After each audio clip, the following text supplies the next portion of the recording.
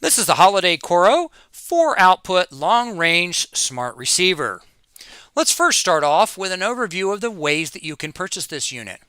The first is a fully assembled unit with a power supply and outputs. In this configuration, it is shown as a 4-output, but it is also available as an 8-output. You can select between 4 and 8 on the website.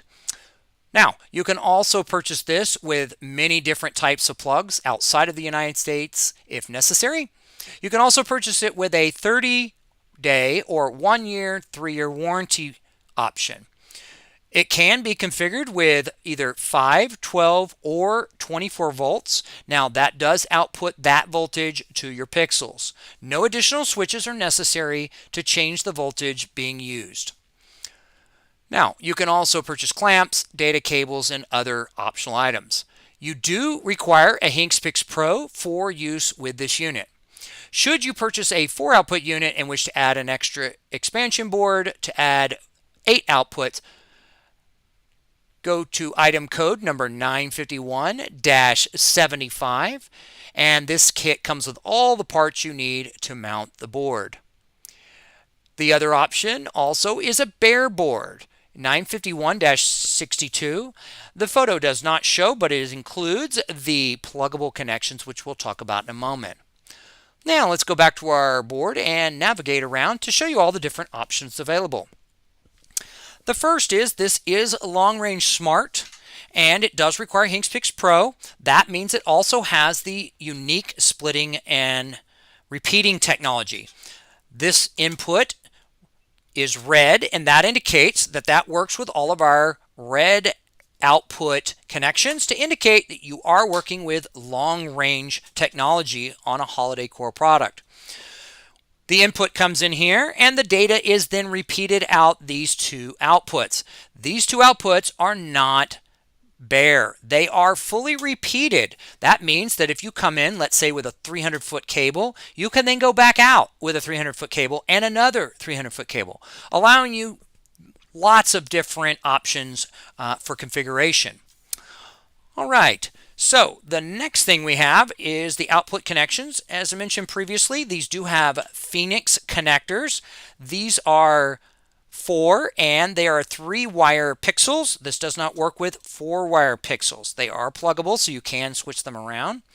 We have a power connection on the right-hand side. This allows you to use 14 or 16 gauge wire to supply 20 amps to the unit. That output is then fused across 5 amp connections, and these are standard blade connector fuses, and they're easily field replaceable. There is an LED indicator to indicate blown fuses, so you do not have to pull or test the fuse. There is a red light that will appear on each one of these outputs showing the condition of the fuse. All right, so the next options we have here are the switch position. The switch position is located over here on the left. Long-range smart technology allows up to 16 of these long-range receivers in a data chain, and you have varying different output pixel counts based upon the CPU you've chosen. On the left-hand side here at the top, we have a test button. Pressing and holding it will turn on a blue LED, which allows you to use test mode. Test mode does not require your CPU to be operational in outputting data. This allows you to use it effectively as a test function. This is also good to make sure that if you have a prop that maybe has prop pixels that are not working correctly, you can see if it's at the prop level or if it is at something at the data level or otherwise. All right, for the switch positions, we also have a chart here that allows you to select the numbers. This information is also available in the HinksPix interface. Now, on LEDs, we have some additional indicators on the left-hand side. We have 1, 2, 3, 4. That corresponds with the pairs of wires, 4 pairs of wires, that allow you to see if there is data coming in across this data cable. So, if you are not seeing these lights twinkle, that indicates you are not receiving data on that pair of wires. Now, of course, 1 indicates this one, 2 indicates that one, and so on. Additionally, on the status LEDs, we do have green LEDs that are located right above each one of these plugs. And that tells you if that particular output is programmed.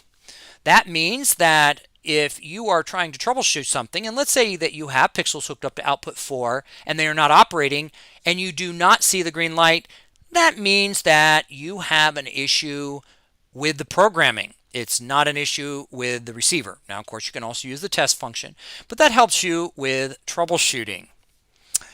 And that concludes the overview of the HolidayCoro 4-output smart receiver. If you ever have any questions, feel free to reach out to us at holidaycoro.com/contact us.